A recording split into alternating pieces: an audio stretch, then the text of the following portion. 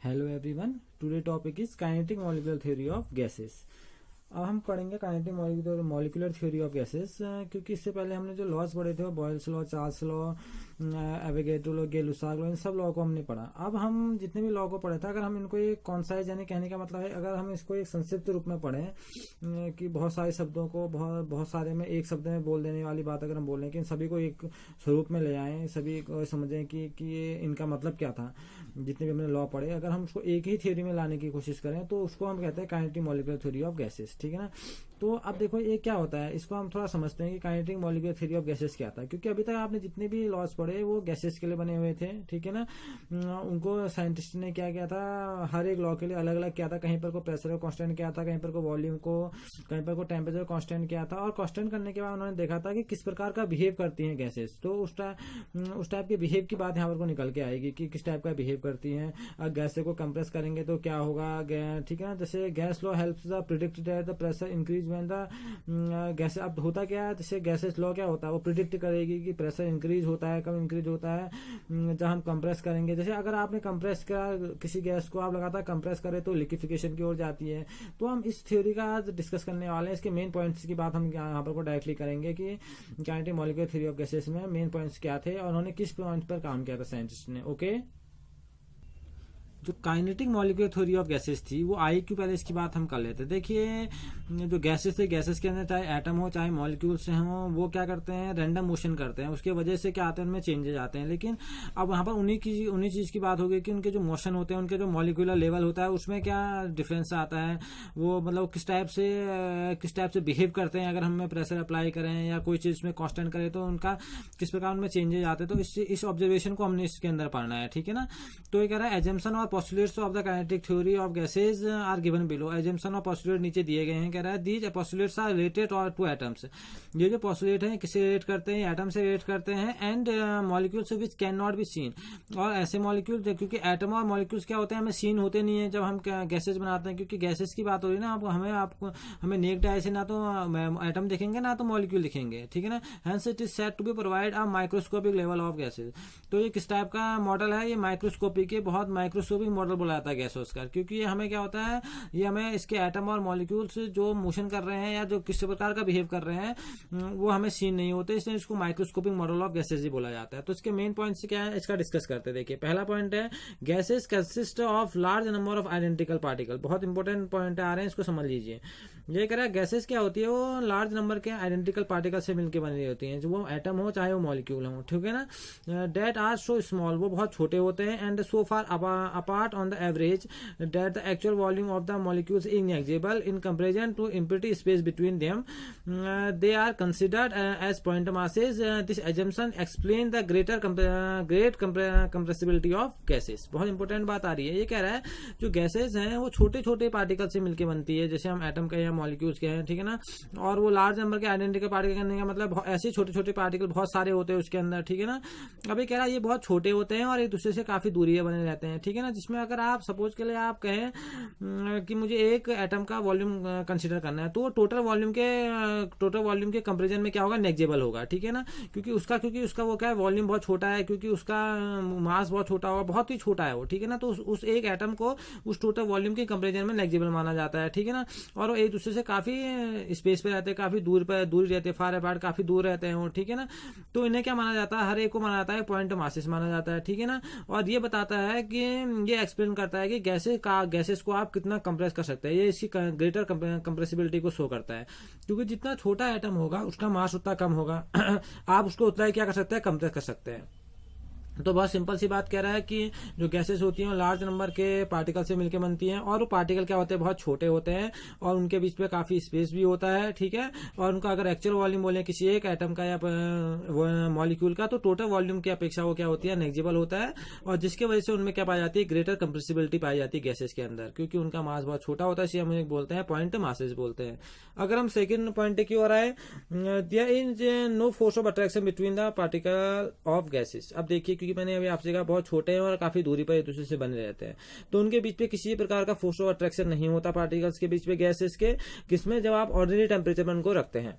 हाँ, ordinary temperature pressure की अगर बात करेंगे तो उनके बीच पे कोई भी फोर्स ऑफ अट्रैक्शन नहीं है, लेकिन अगर आप कुछ अप्लाई करेंगे उनका प्रेशर या टेम्परेचर तो उनके बीच में अट्रैक्शन पैदा होने लग जाता है। The support for the assumption comes from the fact that the gas expand and occupy all the space available to them.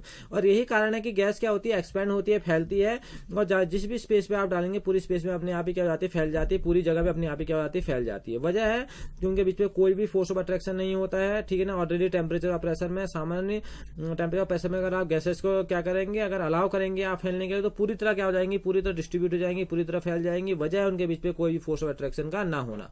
अगला पॉइंट है इसमें, particles of gas are always in constant and random motion. जो particles होते हैं gas के, ठीक है ना, हमेशा क्या होते हैं, कांस्टेंट और रैंडम मोशन में बने हुए रहते हैं, ठीक है। वो अपने आप ही क्या लगे रहते हैं, हमेशा एक मोशन की स्टेज में बने हुए रहते हैं। If the particles were at rest, जब आप कहेंगे पार्टिकल रेस्ट में है, एंड ऑक्यूपाइड फिक्स पोजिशन, और आप उसको क्या दे देंगे, एक फिक्स पोजिशन दे देंगे, then gas would have had a fix shape and it is not observe. ऐसा ऑब्जर्व होता नहीं है। वो कह रहा है जो गैस का जो पार्टिकल होता है वो हमेशा कांस्टेंट और रैंडम मोशन में होता है, ठीक है ना। If the particles were at rest, अगर आप मानते हैं कि पार्टिकल का आपने क्या किया, उस गैस के पार्टिकल को रेस्ट के मोशन में रख दिया और उसका एक फिक्स पोजीशन कर दी, आपने उसे रेस्ट कर दिया और पोजीशन फिक्स कर दी, तो होगा क्या, then a gas would have fix shape, तो उसका फिक्स शेप आने लग जाएगा, विच इज नॉट ऑब्जर्व। लेकिन ऐसा पॉसिबल होता नहीं है, क्योंकि हमेशा जो गैस के पार्टिकल होते हैं वो क्या होता है, मोशन की स्टेज में होते हैं। अगला पॉइंट क्या है, particles of gas move in all possible direction in straight line. जो पार्टिकल्स होते हैं गैस के वो हर एक डायरेक्शन में क्या करते हैं, मूव करते हैं, और वो डायरेक्शन कैसी होती है, स्ट्रेट लाइन डायरेक्शन होती है। During their random motion they collide with each other, जब वो रैंडम मोशन में होते थे एक दूसरे से टकराते भी हैं, ठीक है ना।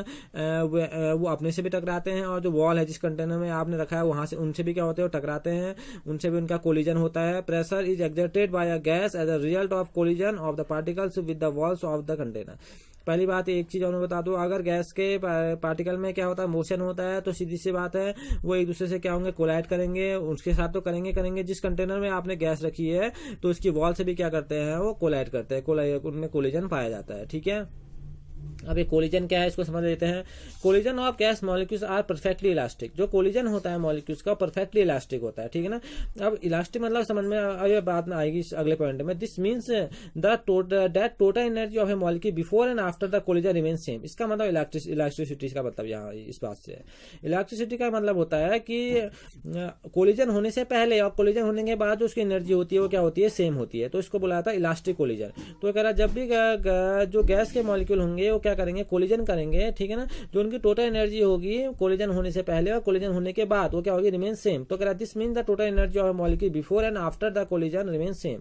There may be exchange of energy between colliding molecules, their individual energy में चेंज। देखिए कह रहा है एनर्जी का एक्सचेंज हो जाएगा आपस में जब कोलिजन करेंगे, ठीक है ना। वहां पर एक एटम की दूसरे एटम के साथ एनर्जी एक्सचेंज हो जाएगी, लेकिन जो टोटल एनर्जी होगी वो एक्सचेंज नहीं होगी, यानी कि वो एनर्जी रिमेन सेम, वो एनर्जी कांस्टेंट रहती है, ठीक है ना। But the sum of the energy remains constant. वो आपस में जब कोलिजन करेंगे तो हो सकता है कि एक एटम दूसरे एटम को अपनी एनर्जी क्या कर दे, एक्सचेंज कर दे, लेकिन इसका ये मतलब नहीं है कि उनकी टोटल एनर्जी में कोई चेंज आएगा। टोटल एनर्जी क्या रहेगी, उनकी कांस्टेंट रहेगी, ठीक है। तो कह रहा if there were loss of kinetic energy the motion of molecule will stop and gases will settle down। अगर क्या कर रहा है, अगर उसने कहीं पर को अपनी काइनेटिक एनर्जी को लॉस कर दिया, ठीक है ना, यानी कि काइनेटिक एनर्जी जीरो होगी, इसका मतलब है कि गैसेस क्या होगी, नीचे सेटल होने लग जाएंगे, नीचे बैठ जाएंगे, ठीक है ना। This is contrary to that the actual observer, लेकिन ऐसा होता नहीं है, ठीक है, क्योंकि हमेशा जो मैंने आपसे बोला था गैस के जो पार्टिकल होते हैं हमेशा एक रैंडम मोशन में बने हुए रहते हैं। अगर कहीं पर उनकी काइनेटिक एनर्जी जीरो हो गई तो इसका मतलब है कि वो क्या हो जाएंगे, नीचे सेटल डाउन हो जाएंगे, और ये एक कंट्राडिक्शन का केस आ जाता है, ठीक है। पॉइंट है at any particular time different particles in the guys have different speed and hence different kinetic energy.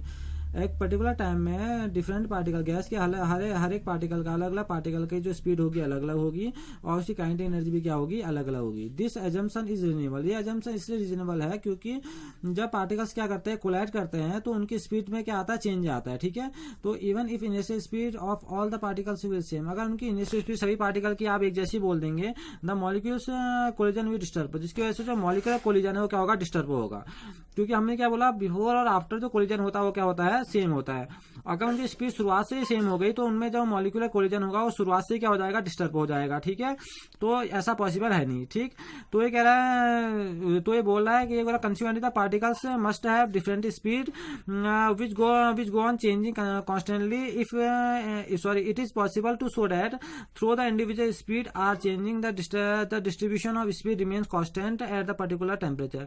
तो जो डिस्ट्रीब्यूशन होगा स्पीड्स का वो एक ये पर्टिकुलर टेम्परेचर पर कांस्टेंट रहेगा बिफोर और आफ्टर द कोलिजन। लेकिन आप इनिशियल में ऐसा नहीं बोल सकते कि उनकी जो काइनेटिक एनर्जी सारे मॉलिक्यूल्स की वो क्या होगी, एक जैसी होगी। तो उनके जो डिफरेंट पार्टिकल्स की जो काइनेटिक एनर्जी होगी वो डिफरेंट होगी। ओके, और उसका लास्ट पॉइंट है इफ द मॉलिक्यूल्स है वेरिएबल स्पीड। अगर मॉलिक्यूल की जो स्पीड है वो क्या है, वेरिएबल है। ठीक है ना, वेरिएबल स्पीड के साथ मॉलिक्यूल क्या कर रहा है, चल रहा है। तो कह रहा है then must have a variable kinetic energy. तो उनकी काइनेटिक एनर्जी भी क्या होगी, वेरिएबल होगी, अलग अलग होगी। Under this circumstances we can talk only about average kinetic energy. इसलिए हम सिर्फ एवरेज काइनेटिक एनर्जी की बात यहाँ पर को कर सकते हैं। In kinetic theory it is assume that average kinetic energy of a gas molecules is directly proportional to the absolute temperature.